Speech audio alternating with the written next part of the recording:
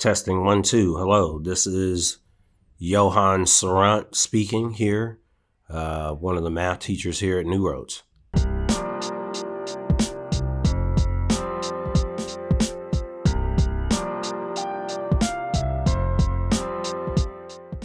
So I was born in Oakland, California, and lived there till I was about 9, and then me and my mom moved here. And I had cousins that lived in Gardena, California. So when there were family reunions or the times that I would see them would be on the chance that I would come to LA or they would come to Oakland, and then we moved out here.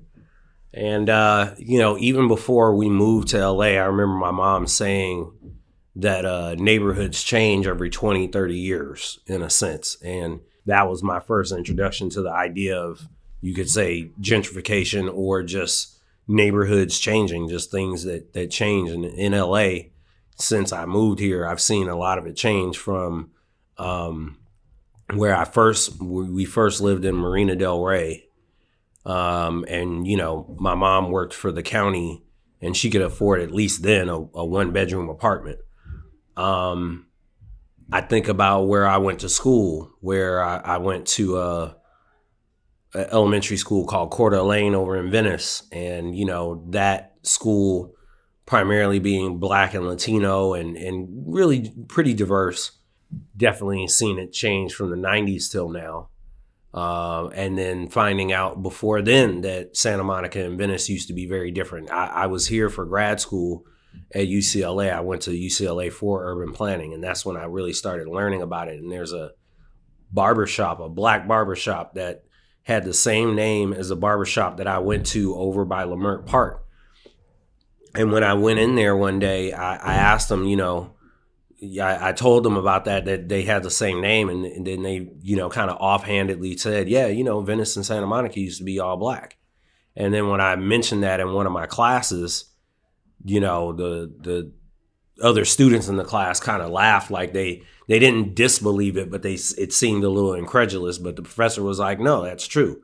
And, the more that I find out about the city, the guy named Nathaniel Trivis that used to be the mayor of Santa Monica. And when I was in school in the 90s, you'd go pretty much right around, right around Pico and, not too far from the 10 freeway, but there used to be a projects right over there, Latino projects over there, and it used to be kind of dangerous going to Samo and all of that. But Santa Monica, Venice, all these places having kind of gang activity in their respective places.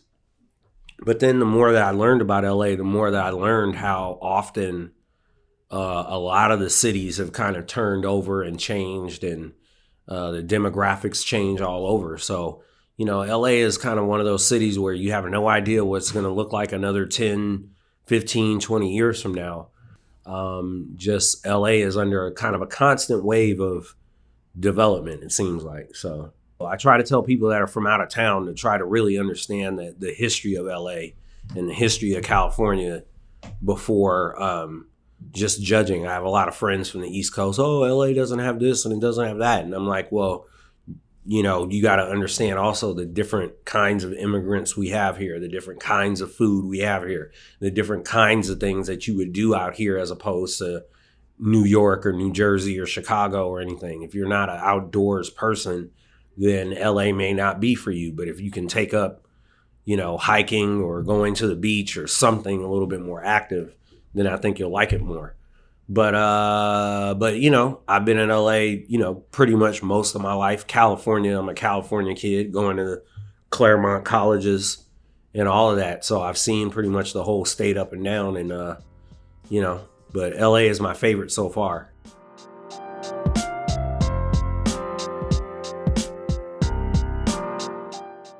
I feel like Silver Lake and Los Feliz are kind of like the feel of LA that I usually think of, when I think of the feel of LA. I like my side of town. I do like Koreatown. Kind of central to a lot of things, but I would say if I could live somewhere, I think it might be like Silver Lake, Los Feliz area. The cycle stays the same. Freedom over fame. Freedom over over fame, freedom over fame. The cycle stays the same. Freedom over cycle stays the same. From New Road School in Santa Monica, California, this is Village Voices, intergenerational conversations that cultivate an expanding curiosity about the world and its people. This is episode 6, LA Stories. Where's my audio? Dude, you would. Go for it. Okay, hey, my name's Gus. I'm from Venice Beach, born and raised. I like to surf and I like to explore. I'm Jack. I'm a senior. I also live in Venice, and I've been in New Roads since 7th grade. I'm Dominic. I'm a senior, Venice born and raised, and I'm new to New Roads. I grew up surfing the breakwater. I don't know if anybody surfs. I would maybe you'll know where that is, especially if you live in Los Angeles. Like live in the kind of the basin or the main area. The main area. It's kind of Venice is the Los Angeles city's beach. It's where everybody comes together. Super diverse, amazing place. When I was younger, they used to have this thing called the Venice Surfathon. It's kind of like this happens at the pier, Venice Pier. It's this like little fishing pier, pretty derelict, pretty fun. There's like it has a really cool community of surfers. It's like they're pretty local, unlike the breakwater. It's kind of kept a little more. It's I would say like sort of more aggressive forms of localism, which isn't great, but also if you're trying to like not dilute a group of people, it's good. In some situations, it's good. Like the people have the breakwater and the Venetians have the pier. That's kind of how it works. So they usually run a little contest called the Surfathon. Every year, whole community comes together. It's really amazing, and I've won it twice. And recently, it's run by one guy, and he runs around, and he's like always stressing out. He's totally crazy. He's missing a lot of teeth. He runs it every year. He's hilarious. But recently, it kind of got taken over by the Venice Surfing Association, which is even cooler. It's like run by a bunch of local guys. And if you live in Venice or you're just interested in surfing, follow the Venice Surfing Association Instagram account and keep up with them. And you can sign up for the contest. And I'm always there. And it's really cool if you want to get to know people in your community. Well, these guys just started surfing, so I don't know. That's true, yeah. It's not really surfing. But yeah. We've just been getting into the world of surfing, which is a shame because, living anywhere, well, I don't know about anywhere in California, living in Los Angeles and especially in Venice, it's a shame to not utilize the beach and enjoy the waves. And I kind of came to that realization kind of out of COVID, but it took me a little to kind of hone my interest and just kind of realize like I need to go outside. I have this great opportunity available to me. It'd be crazy not to like go in the water, go surfing, just get the most out of living where I am.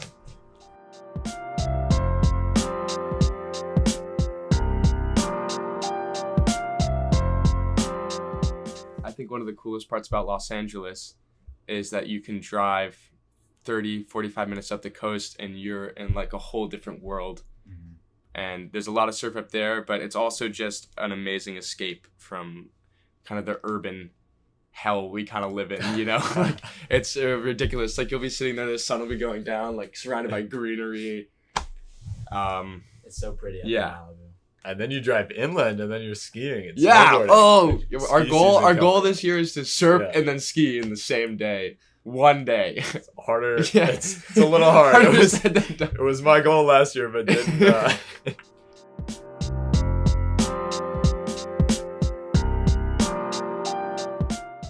I'd say probably my favorite part about Venice, or one of my favorites, is definitely like all the events that are just happening all the time. So true. It's like you can walk down to the Venice sign and there'll be like a group of random kids playing music, or you can walk down to Abbot-Kinney and they've got the Abbot-Kinney Festival, which is amazing. And then the Hare Krishnas barreling down Abbot-Kinney. There's so many so cool epic. things. Yeah. The Globe biker group. Oh, the Globe, the bikers, whole stream of bikers So crossing the sick. road, can't even cross. And then like you go to blasting music. And then you can go to like Oakwood, like I don't know what it's like every other Sunday, and they just have like muscle cars and just like it's all the OG just straight trap. lowriders. It's so sick. They got the Venice lowriders out. You like get a little cultured.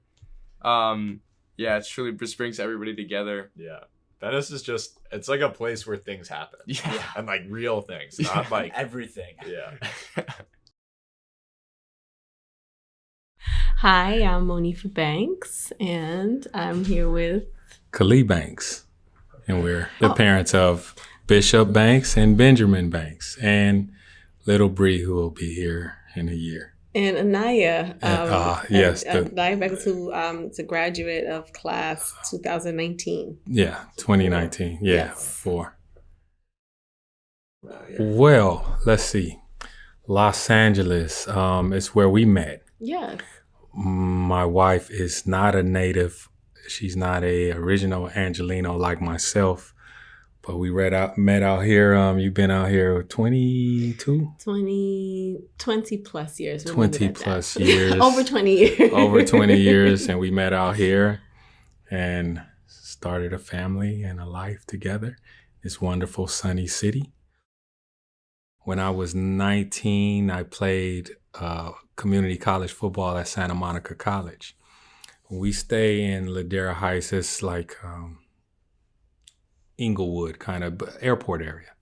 It would take me 11 minutes to get to class, to drive from airport area to Santa Monica College. I would park on Pearl Street and be in class in about 12 minutes, under 15 minutes. Do not ask how fast he was going.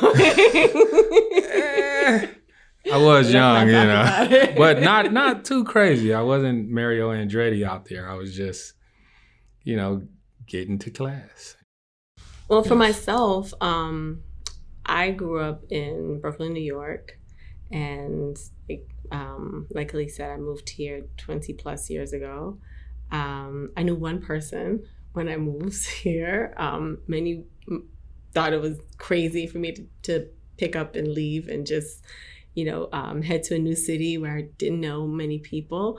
I just knew that I needed a change. And at that time, I felt like New York was full, but New York is always full. It's busting at the seams every day. And I came and I fell in love with the mountains and the beaches. When I first landed in California, I stayed in Pasadena, which is very different, but it's quite different from LA. So it gave me a different perspective of what living in Los Angeles was like. It was very a huge change of pace from New York. No trains or, not really having access to public transportation. So I did a lot of walking and, got on the bus. And so I learned the area pretty well doing that. And I just fell in love. And then I realized, lo and behold, that I'm allergic to the cold.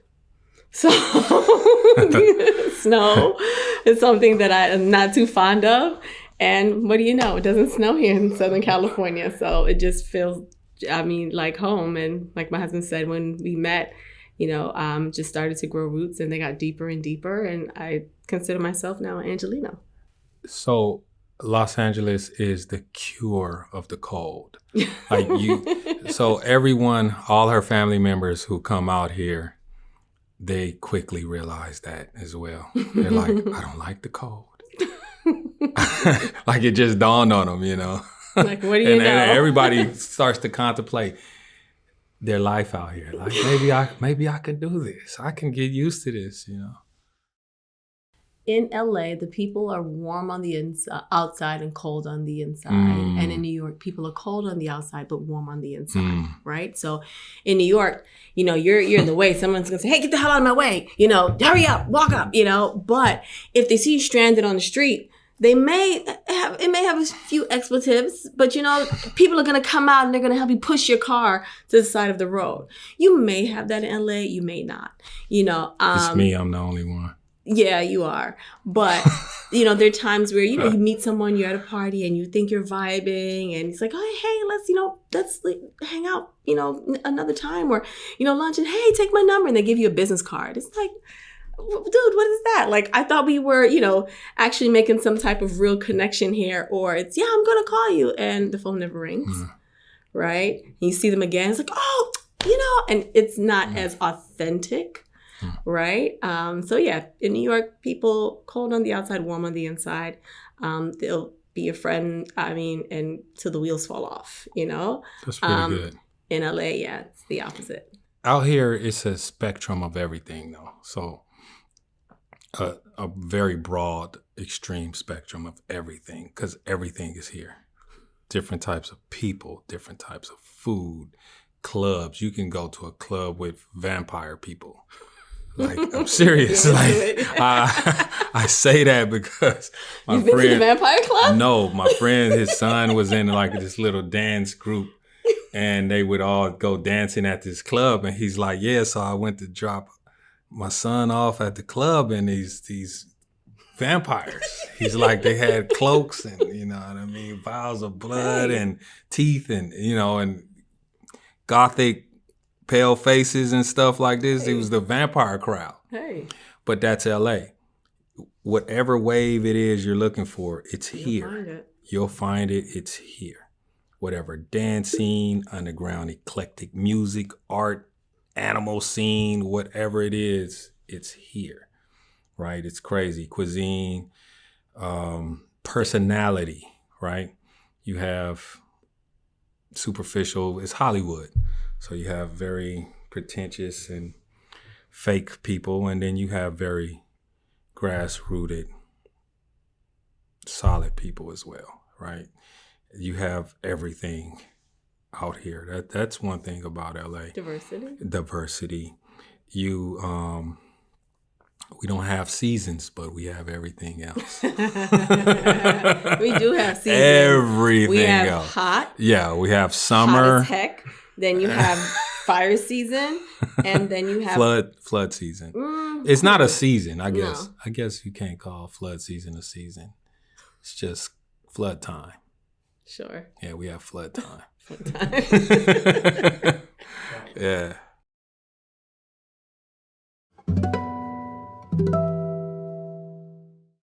I'm Dashel Levin. I'm a 10th grader at New Road School. And yeah, I'm like really into music and music production. I played guitar for 10 years, specifically classical guitar. So this summer, I played with the LA Philharmonic, Youth Philharmonic. And getting into it, well, my mom actually got sent a link. My sister plays violin, and her teacher sent her a link to it, thinking like my sister could watch it and see how it goes. And my mom saw like that there was like auditions available. And at the very bottom there was like a thing for classical guitar, and my mind opened up, and I was like, whoa, like this could be my opportunity.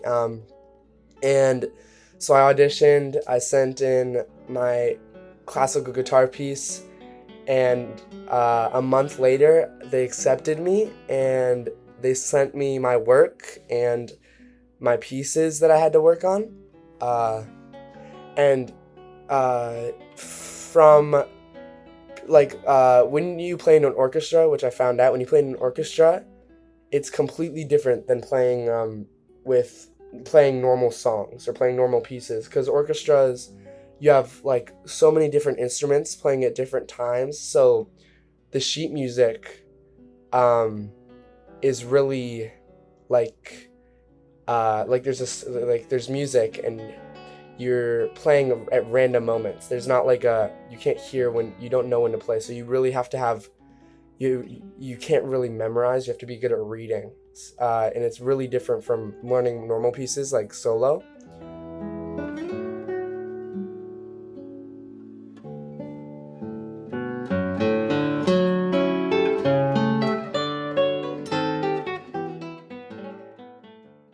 It's the day of.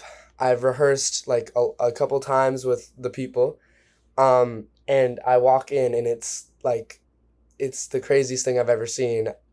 Backstage is filled with equipment and all these people that are like setting up these mics, these stands, these chairs, like everything, and there's massive control panel backstage, and it's just insane. Like I've dreamed about being in there, and to play in there. It's just a gift, honestly.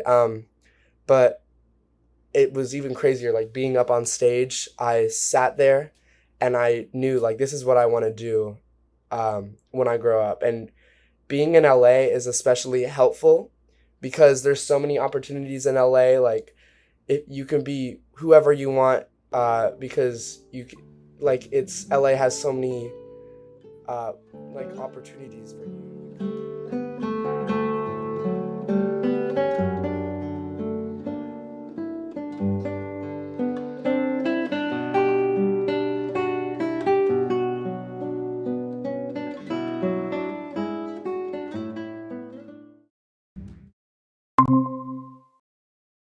Tom Soto, father of Jonah Soto, freshman at New Roads. One day in May of 1968, I was 5 years old, and my father had been in the state assembly, who was the first Latino elected to the state legislature in 1962. And he was defeated in 1966 with the Reagan landslide and wound up helping to manage the Bobby Kennedy campaign of 1968. And my dad was very, very close to Bobby Kennedy, very close to Cesar Chavez. And around that time, Bobby Kennedy, as U.S. Senator, was becoming an affectionate of the United Farm Workers movement, where my parents both came from. And my dad was a huge supporter when he was in the legislature. And he was one of the folks that suggested early on that Senator Kennedy come to Delano to help break the fast that Cesar Chavez was under in protest of farm worker rights. And so he became a confidant of Bobby Kennedy's. And about a month before the June primary, and we all know what happened in the June primary, Bobby came out to campaign. And my most vivid memory was two parts. One night waking up, very late at night, and I needed to get a glass of water, so I went out to the living room in our home in La Puente. And there on the living room floor were three gentlemen lying on their stomachs with precinct maps of all of California underneath them as they're marking up the state. And they were doing a get out the vote strategy.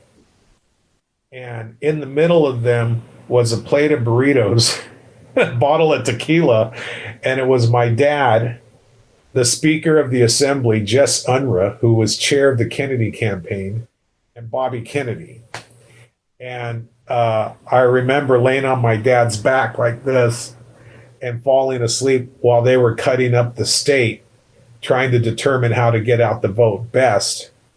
The next morning, my mom puts lots of Vitalis in my hair and combs it nice, puts on my go-to-church suit and my clip-on tie, which meant something important was going on. And she kneeled down to look me straight in the eye and says, "Mijo, you're going to be with the next president of the United States. So I want you to remember everything and behave yourself." And that day, my dad was hosting Bobby Kennedy through a swing of maybe 2 or 3 Cinco de Mayo parades and get out the vote parades in Long Beach, South LA, and Pomona. And I remember vividly sitting on Bobby Kennedy's lap on the back of a convertible, going through these parades, eating lollipops that he was feeding me while he was tossing my hair and shaking hands with the other hand. And my other memory is me sitting on the back of the chair while Bobby was leaning out of the convertible, shaking hands, and people were just loving him.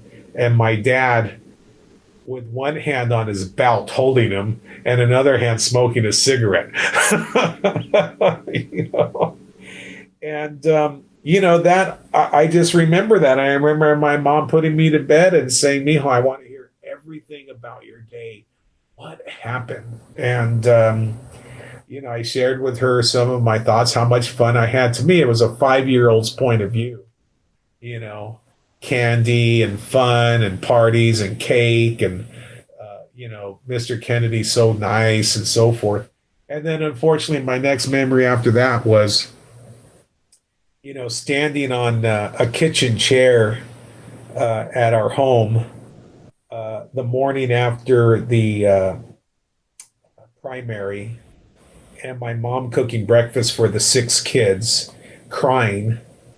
And we were all taught to read before kindergarten by reading the newspaper in the morning to my mom when she cooked.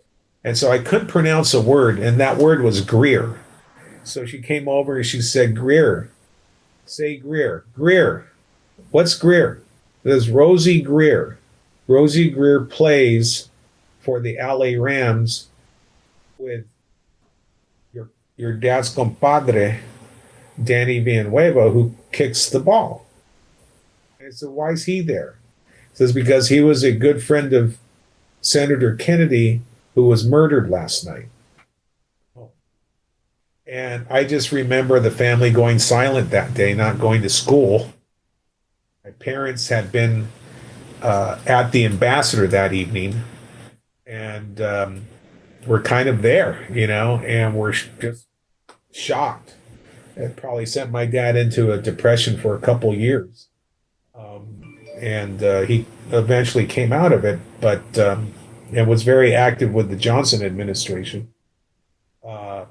So he had something to do, and then Nixon came in as a result of all of this, and that changed the world. So everybody to this day laments what could have been, even to this day, where we have this huge amount of insurrection that has occurred and instability.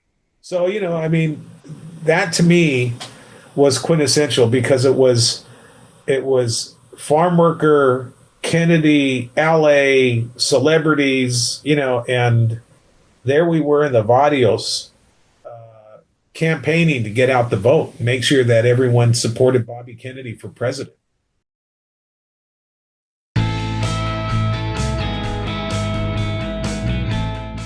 Today's episode featured Yohance Serrant, Gus Harrison, Jack Stoland, Dominic Lynn, Monifa and Kali Banks, Dashel Levin, and Tom Soto. Music by New Roads teacher Ruben Ramos and royalty-free beats. Production by me, Dan Kearney. I'm also the 8th grade history teacher here at New Roads. Be sure to tune in next time for more Voices from the Village.